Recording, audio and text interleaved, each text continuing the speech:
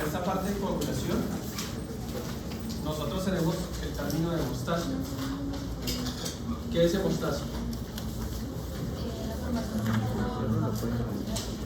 ¿Cómo? Es como todos esos procesos que llevan a que cuando yo tengo una herida no pierda sangre, ¿sí? Esto se logra por la formación de un tapón plaquetario primario y por la estabilización de ese tapón, que es por los factores de coagulación.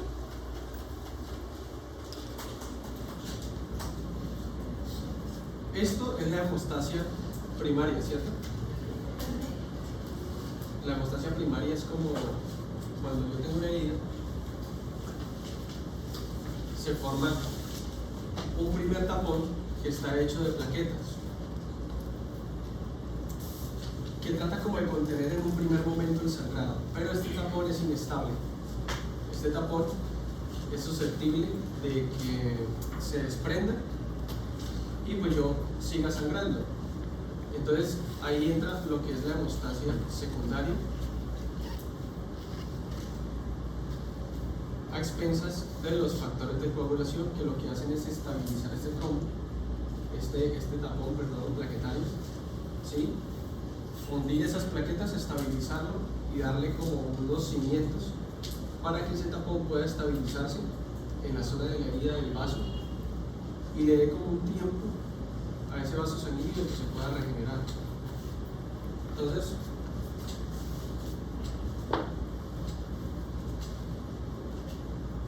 esa hemostasia primaria,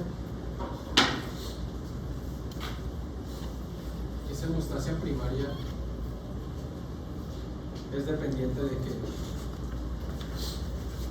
¿cuáles son los factores que actúan en la hemostasia primaria? Sí, a grandes rasgos, endotelio,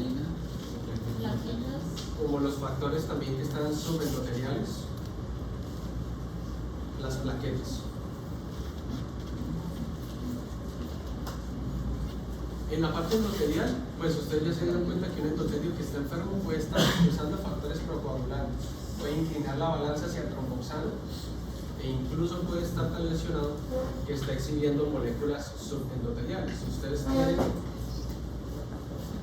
acá, digamos que es una pared que tiene unas células endoteliales de esta manera. Acá ustedes tienen una membrana basal, ¿cierto? ¿Sí? Y acá tienen las células endoteliales. Cuando hay una lesión a nivel endotelial, un corte, fuerzas de sillamiento que desprenden las células endoteliales, ustedes tienen un espacio en donde no hay células endoteliales y entonces lo que está acá fácilmente entra en contacto con la sangre. Si la herida, digamos, no es tan profunda, la sangre entra en contacto con las fibras de membrana basal y ahí hay ¿qué? Colágeno, ¿cierto? Hay proteoglicanos, etcétera, pero una de las moléculas que llega es colágeno.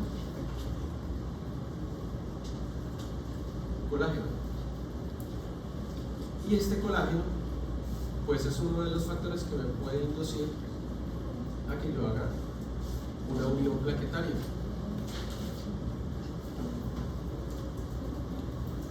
Las plaquetas llegan y reconocen este colágeno por medio de receptores y se pegan ahí e inducen una agregación plaquetaria, ¿sí? Una agregación plaquetaria para contener el sangrado mientras se activa toda la cascada de coagulación. La unión plaquetaria pues se da por unos receptores que están en las plaquetas, que son receptores para el colágeno. Otros son receptores para qué tipo de factor.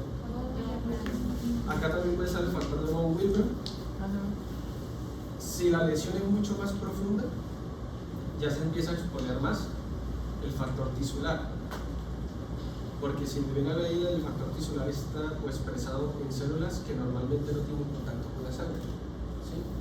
Si me están diciendo eso, quiere decir que la herida es tan profunda como para que la sangre llegue a la misma capa a la capa muscular del vaso, o incluso más allá, y pueda salir al tejido, eso es sagrado.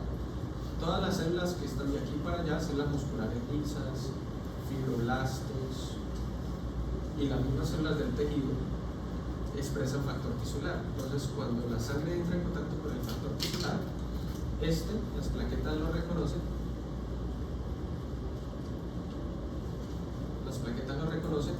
y se desencadenan mecanismos de activación plaquetaria. ¿Para qué sirve esa activación plaquetaria? Pues para terminar en todo lo que es la hemostasia primaria. Se activan las plaquetas, empiezan receptores, diferentes tipos de receptores acoplados a proteína G a enviar señales intracelulares, que lo que hacen es que comiencen a expresar. Ellas tienen guardado acá, dependiendo de la literatura que ustedes la lean, tienen guardado en pequeñas vesículas la glucoproteína 2B, 3A, ¿sí? Esa proteína tiene una ¿qué? ¿Lo leyeron por ahí? Sí, esta creo que yo les traje la ¿sí? Esta glucoproteína sirve para unirse al fibrinógeno, entre otras cositas que se puede unir, pero mayormente al fibrinógeno. Este fibrinógeno que está acá sale y empieza a expresarse en la membrana de las plaquetas, de manera que las plaquetas van teniendo esta conformación. ¿Sí la ven? Por eso dice que cambian de forma y toma la apariencia de un erizo, porque la glucoproteína se expresa en las membranas y tienen esta forma.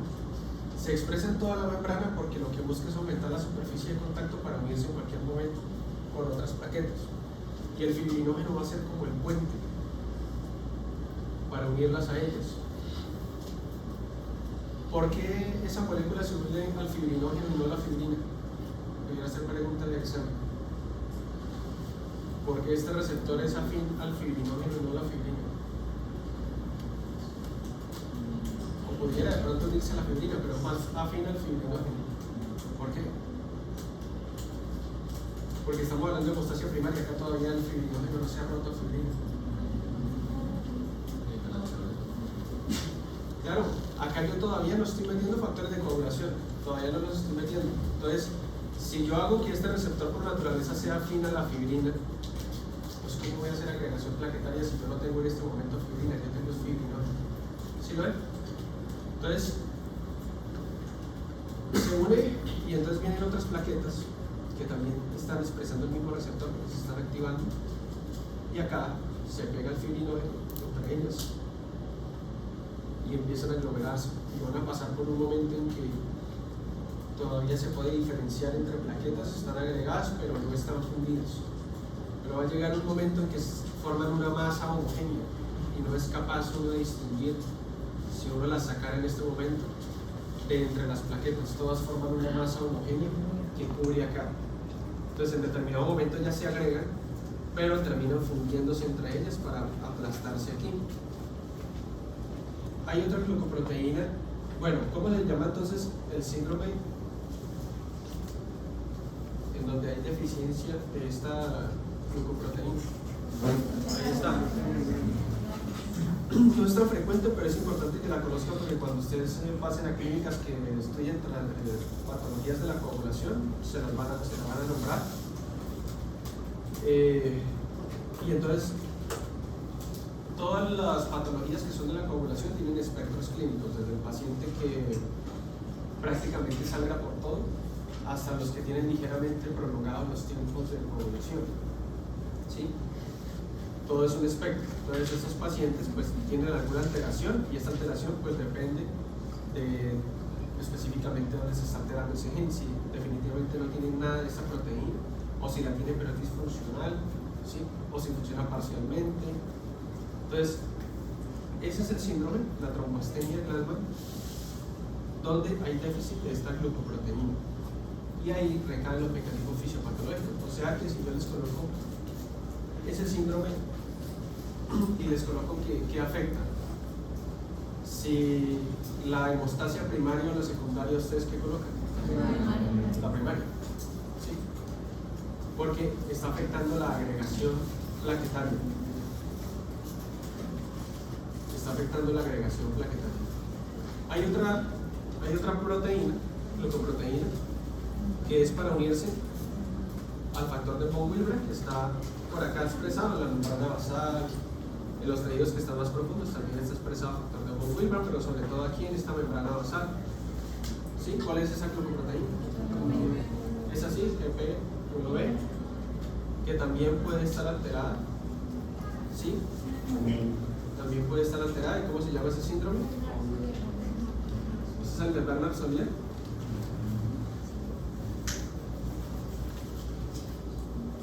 Puede dar una clínica muy parecida a la ausencia de factor de von Willebrand, ¿sí? Que sería la enfermedad de von Willebrand. La enfermedad de von Willebrand, pues el factor de von Willebrand está expresado en esta capita subendotelial.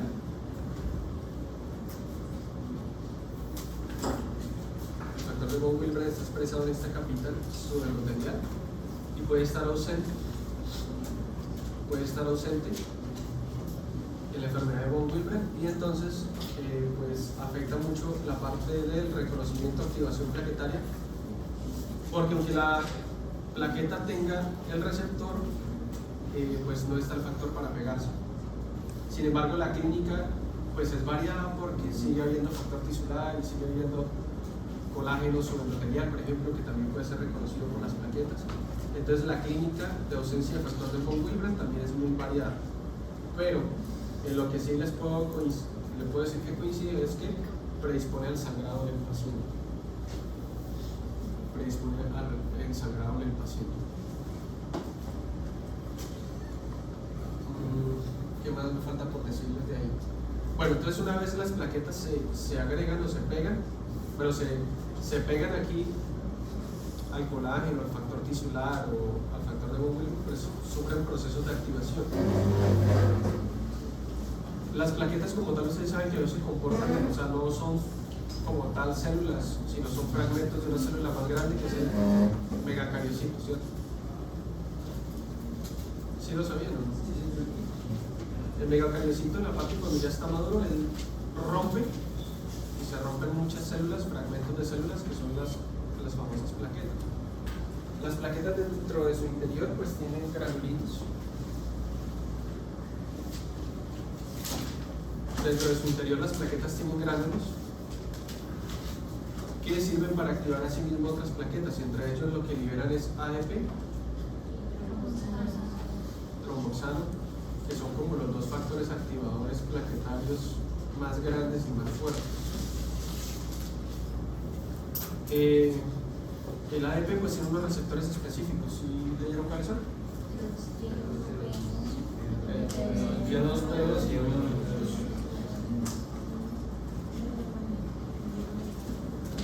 Y el tromboxano es también activador y agregante plaquetario. Entonces, cuando ellas se pegan acá, se activan, reconocen esto, vías intracelulares que terminan en la liberación de ADP y tromboxano, entre otros, porque por ejemplo también se libera el PF4, que por eso es que este forma un complejo con la heparina cuando se libera, porque este está realmente intracelular. Cuando las plaquetas se activan, lo liberan. Estos lo que hacen es que van con otras plaquetas que, sin que ellas se hayan pegado acá y hayan reconocido este factor, pues les dicen que necesitan agregarse y activarse. Y entonces el mecanismo empieza a propagarse. Esto no, porque ya no tiene número. El mecanismo empieza a propagarse y ellas a liberar a su vez más ADP y tromboxano. Este es el mecanismo del por qué cuando yo le doy un ASA al paciente tengo antiagregación plaquetaria. ¿Qué? Inhibe la ciclooxigenasa, la vía de la ciclooxigenasa, y esto, la parte de la ciclooxigenasa. Entonces, al inhibir con ácido acetil salicílico, inhibo la agregación plaquetaria, baja la liberación de tromboxano, y entonces las plaquetas tienen dificultad para activarse entre ellas y para tener señales para agregarse.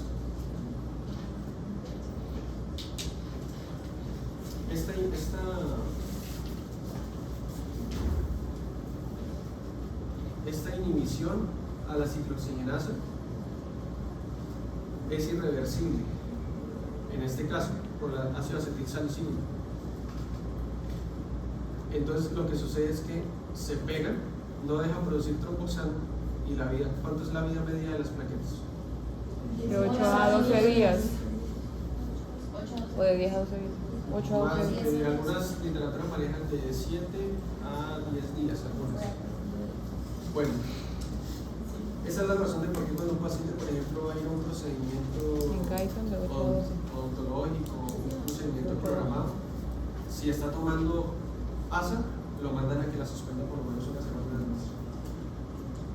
Porque, contando, digamos, si él tomó ASA hoy por última vez, la inhibición de esas plaquetas va a ser permanente.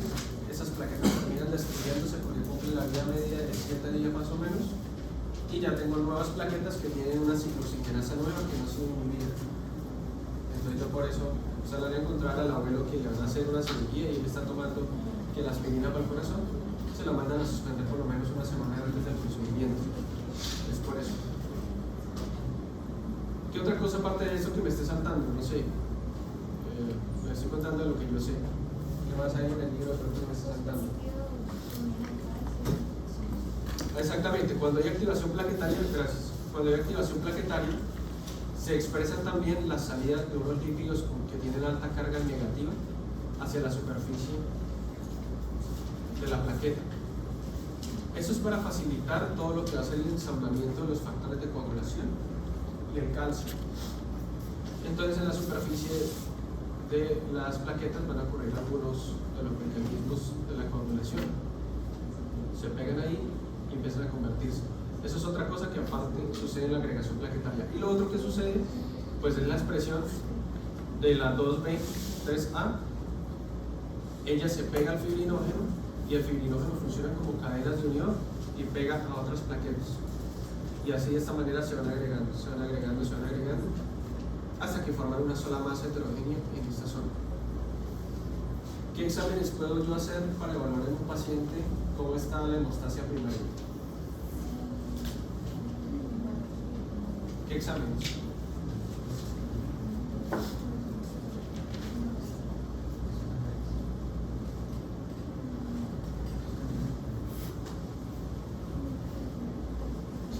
¿Qué exámenes se me ocurren? ¿Tiempo de plaquetas? Sí, ese es el primero. Recuento plaquetario, que normalmente viene en un hemograma, ¿no? Usted no pide solamente recuento plaquetario, se pide un hemograma, eso viene ahí. Recuento plaquetario, ¿qué más?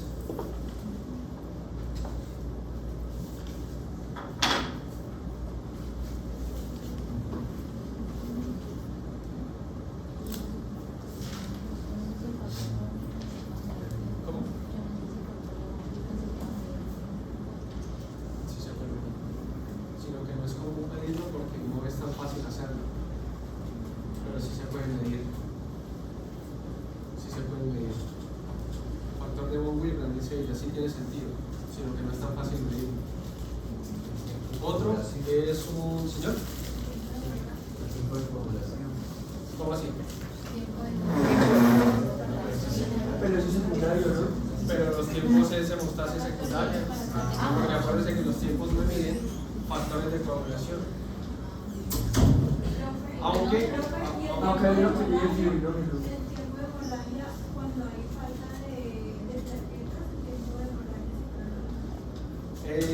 Lo que la doctora quiere decir es un test que se llama test de sangría. Casi yo no lo he visto que lo utilicen. Existe. Test de sangría. Pero no la sangría que a ustedes les gusta tomar del cubo. Sino es que, por ejemplo, yo tengo al doctor y yo le corto, no me acuerdo si nunca lo he hecho, solo lo he visto y no lo he visto que lo utilicen tanto. Pero cuando están haciendo todos los estudios de coagulación se pide. Sobre todo los especialistas lo piden mucho.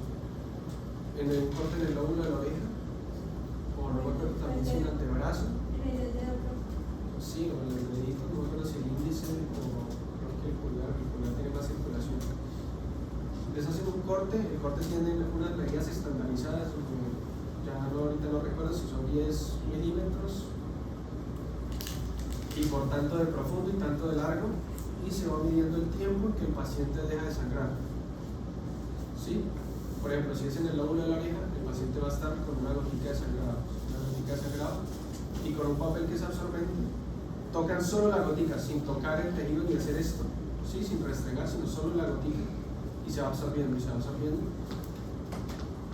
Se dice que creo que más o menos de uno, creo que es así, yo nunca lo he hecho. Creo que entre 1 y 6 minutos ella debería dejar de sangrar. Entre 1 y 6 minutos ya deja de sangrar, y ahí están evaluando la hemostasia primaria. Porque se supone que como no es un corte tan profundo, los primeros que van a llegar a detener el sangrado van a ser las plaquetas. Con ese cortecito todavía no estimulado los factores de coagulación.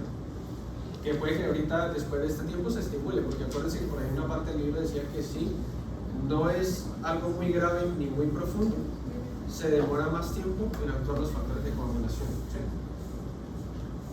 Entonces se supone que acá yo estoy evaluando hemostasia primaria. Y la otra forma es con un frotis o un extendido de sangre periférica o un estudio de morfología. Cuando ustedes piden un frotis, les dicen la morfología de los eritrocitos, la morfología de las plaquetas, la morfología de las células principales sanguíneas. Entonces ahí les pueden decir la morfología de las plaquetas. De pronto el paciente puede tener algún tipo de leucemia o alguna patología que condicione alguna alteración morfológica de las plaquetas. Entonces con estos tres ustedes evalúan más o menos cómo está la hemostasia primaria. Trastornos de la hemostasia primaria, pues ya los vimos, ¿no? Ausencia de factor de von Willebrand. ¿Cuál más?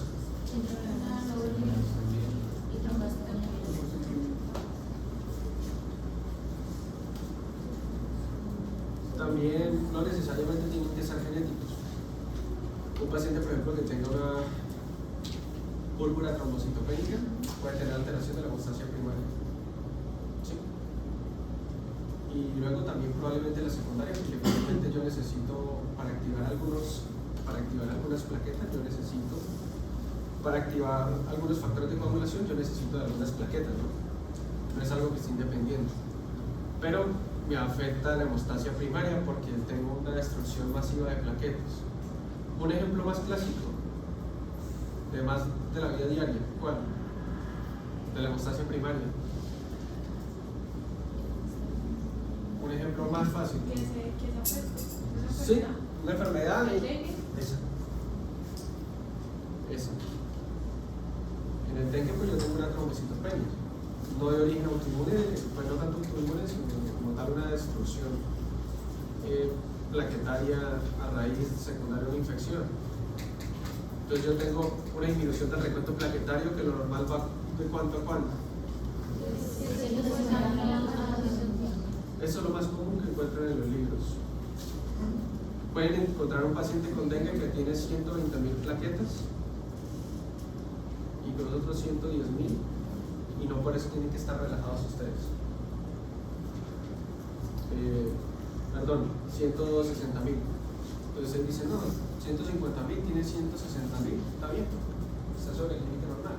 Pero ojo, porque puede ser que día por día está disminuyendo. Si ustedes hacen un control de hemograma mañana puede estar en 140.000. Y pasado mañana puede estar en 110.000. ¿Listo? Entonces ojo con eso. ¿Cuándo se va a hacer alguna cirugía? Por ejemplo, cuando van a sacar dientes, ¿cómo hacen para saber si la persona o simplemente lo hacen y en algunos lugares, pues cuando son individuos jóvenes, generalmente, y hay un consentimiento informado, y ahí preguntan: ¿sufre usted algún trastorno de coagulación? ¿Se marca sí o no? Ahora se añadió, ¿tiene síntomas de COVID en este momento? ¿Infección? No sé qué, ¿sí o no?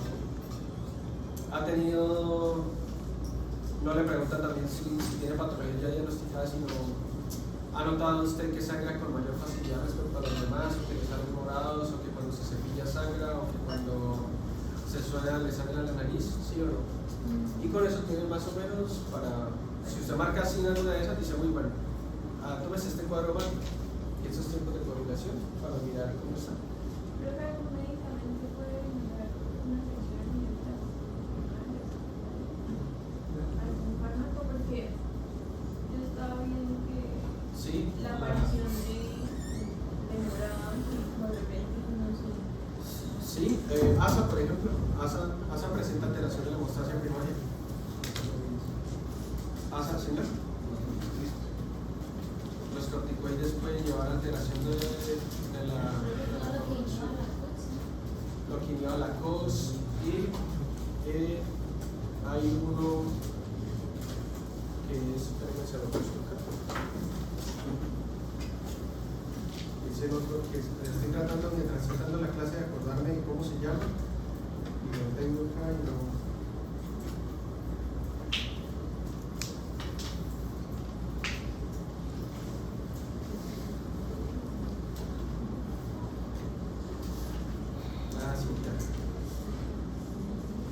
Ya me acuerdo. El otro es, yo sí decía, pero empieza por C. El clopidogrel. El clopidogrel. Eso ustedes lo escuchan en dónde? En infartos. El paciente que usted se encuentra alteración, se le llega a un paciente que tiene una alteración del segmento ST, sea infra o sea supra. Y la tía le dice, usted tiene que hacerle doble antiagregación plaquetaria. Uno, primero usted le hace a ese paciente. Si ustedes están en un rural, lejos, les llega un paciente y ustedes le hacen el electro y le encuentran alteración del segmento ST, sea para supra o sea para infra, los medicamentos que se dan inicialmente son los mismos. Lo único que cambia de supra a infra es el tratamiento fibrinolítico, si sea por intervención coronaria percutánea o si sea por fibrinólisis. El paciente que le llegue infartado, ustedes les dan doble antiagregación plaquetaria. Uno, ASA, para inhibir la ciclooxigenasa.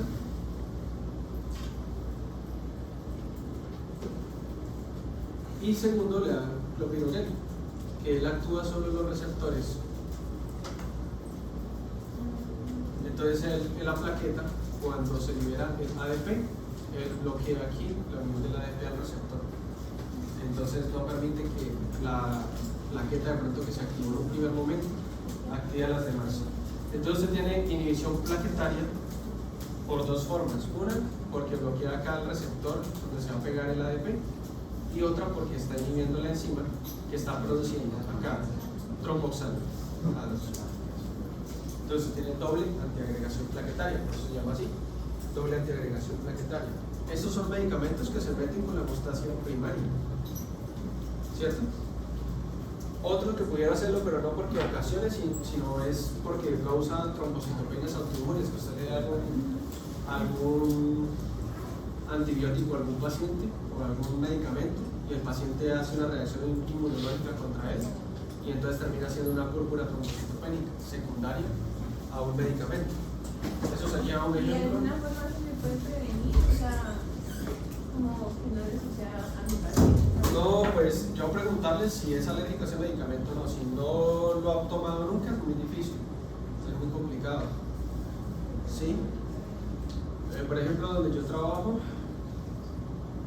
una señora hizo alergia a trimetoprim sulfato y oral, pero es que tenía una diarrea, y tenía diarrea pues ahí con recuento bacteriano en el copro y un poquito de sangrado. Entonces la doctora pues dijo, no, pues lo trato con antibiótico trimetoprim, la preguntó, la señora dijo que no. Y pues le dio y la señora regresa enojada como a los 2 días, que porque había hecho reacción a eso. Entonces pues ahí no hay nada que hacer, señora, o sea, esas son cosas que pasan, ¿no? Hay que pesar, pero no es culpa de la médica. Entonces ella empieza, ¿por qué no sacan eso al mercado si saben que produce eso? Y pues señora, eso no lo produce todo el mundo, o sea, usted se sacó la lotería con él, no por eso quiere decir que se tenga que dejar de usar.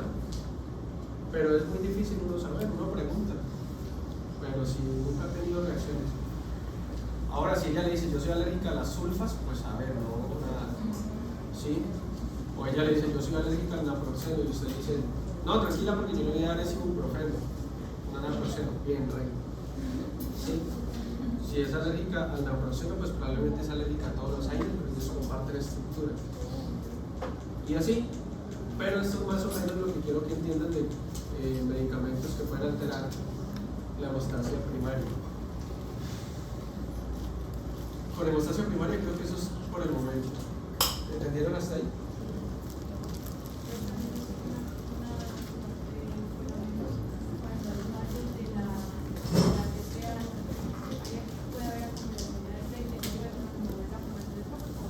Pero cambio de la teplasa, ¿por qué razón?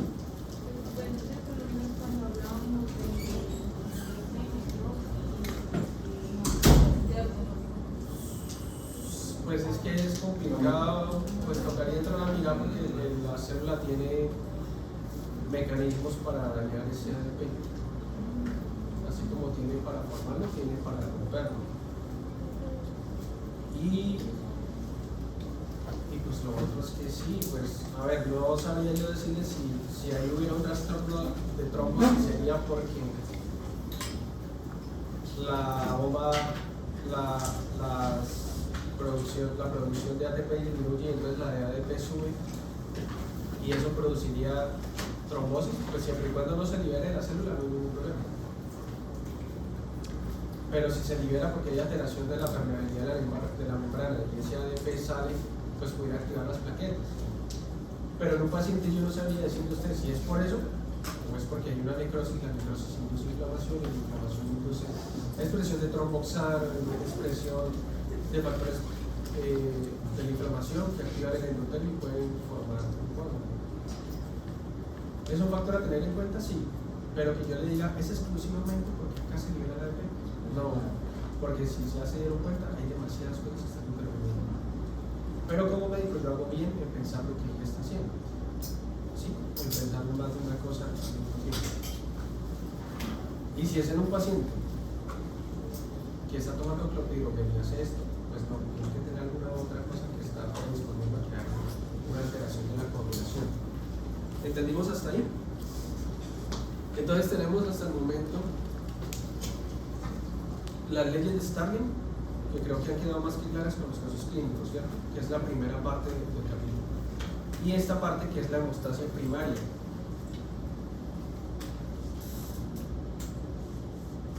Yo les voy a pasar, yo creo que hoy ya las presentaciones para que hagan el instrumento. Me salieron larguitas porque traté de ser redundante en algunas cosas, pero entonces que algo que se me olvidó decirles y es muy importante y que omití por distraído es que cuando yo recién tengo en la hemostasia primaria, cuando recién tengo el estímulo como el corte o el daño, yo tengo una vasoconstricción refleja. Tengo una vasoconstricción refleja, eso se me olvidó decir. Sí, es un mecanismo protector para disminuir el flujo de sangre en esa zona que teóricamente va a empezar a sangrar. Se los digo porque eso es un mecanismo fisiopatológico importante en el infarto. En el infarto la persona tiene, digamos que si las coronarias tienen una placa de ateroma, cuando esa placa de ateroma se rompe, las células que están debajo, como no están en contacto con la sangre, pues eso tiene factor tisular, tiene colágeno, acá hay fibroblastos y por eso esto es duro. Los fibroblastos tienen también factor tisular. Digamos que esta es una coronaria y esta es una placa de ateroma y la coronaria se rompe.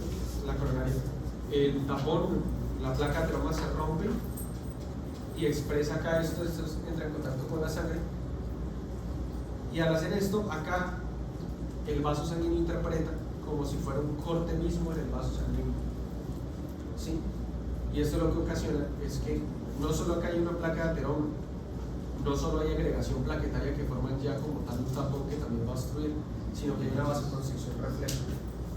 Y esa vasoconstricción refleja me empeora a mí el flujo de sangre que está llegando a mi cantidad. Entonces, específicamente, cuando un paciente con post-mortem le hacen y le miran y tienen las coronarias llenas de placas de ateroma, que probablemente fueron el foco primario que ocasionó que el paciente hiciera un infarto. Eso en cuanto a la hemostasia primaria.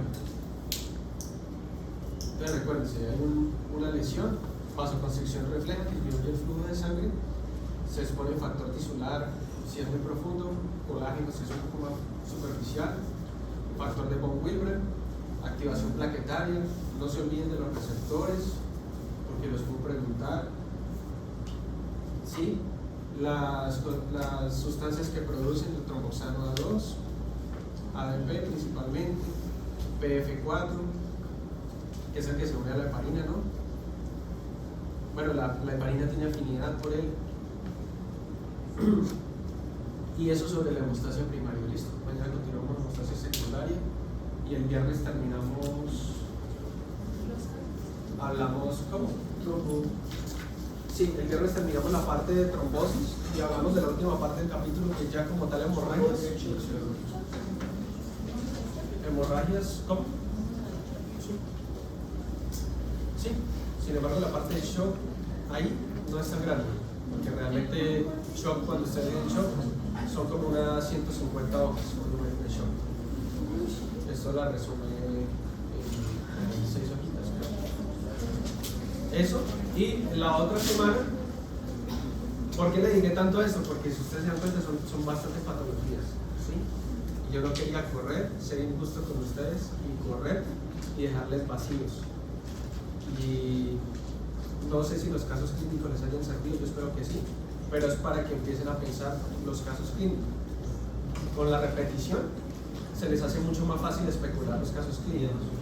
Eso es lo que yo quiero ocasionar en ustedes. Y ahorita que para el parcial, sí, cuando tengan un caso clínico, pues tengan las bases para sustentar eso.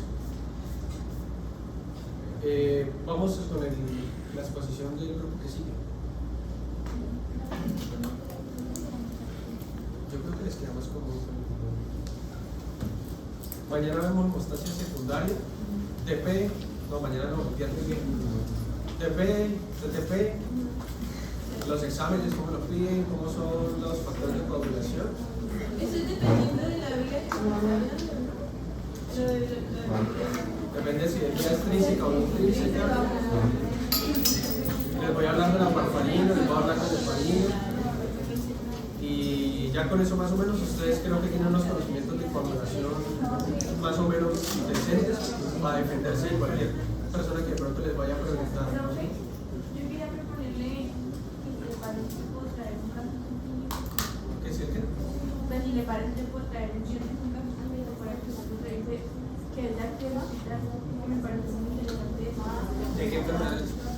De tromboembolia pulmonar, la hepatitis intro, hasta ahora aún sigue ya la hepatitis intro como con signos de neumonía, que dijeron al principio el primer médico internista que la vio, y ya luego terminaron dándose cuenta que era trastorno, una tromboembolia pulmonar relacionada a